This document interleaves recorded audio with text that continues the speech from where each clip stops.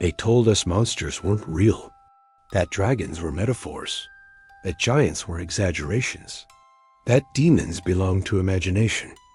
But what if myths were never stories, just memories? Tonight, I'm going to show you 10 mythical creatures that may have actually existed. And by the end of this video, you might wish they hadn't. 1. The dragons. For centuries, every culture described them. Winged serpents, fire breathers, sky predators. Europe, China, Mesopotamia. Strange coincidence or shared memory. Ancient dragon legends may have been inspired by dinosaur fossils, unearthed long before paleontology existed. Massive bones, clawed skeletons, skull fragments. Imagine discovering that without science to explain it. To them, it wasn't the fossil.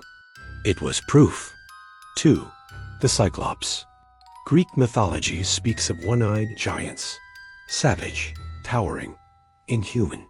But on Mediterranean islands, ancient people discovered skulls of dwarf elephants. The center of the skull had a massive nasal cavity. To untrained eyes, it looked exactly like a single enormous eye socket. A giant watching. 3. The Kraken. Sailors feared it more than storms. A creature so massive, it could drag entire ships into the abyss. Centuries later, we discovered the giant squid, up to 43 feet long, eyes the size of dinner plates. Living in depths we still barely understand. Now imagine encountering one in the 1600s, in total darkness. 4. The vampire, not the romantic kind. The real legends were corpses that didn't decay, bodies that bled after death, villagers falling sick one by one. In medieval Europe, people exhumed graves and found bodies bloated, with blood at their mouths. They thought they were feeding at night. In reality, decomposition does that. But panic doesn't care about science, and sometimes, neither do the dead. 5. The werewolf. Across cultures, stories of humans turning into beasts, foaming at the mouth, biting, losing control. There's a disease called rabies. It spreads through bites. It causes aggression, sensitivity to light, animalistic behavior, in isolated villages without medicine. What would you believe? 6. The Wendigo. A spirit from Native American folklore. Tall, emaciated, cannibalistic. It appears during brutal winters when food runs out and desperation begins. There's a psychological condition known as Wendigo psychosis, an overwhelming urge to consume human flesh during starvation. Sometimes, the real monster isn't a creature, it's hunger. 7. The mermaid. Beautiful, luring sailors to their deaths.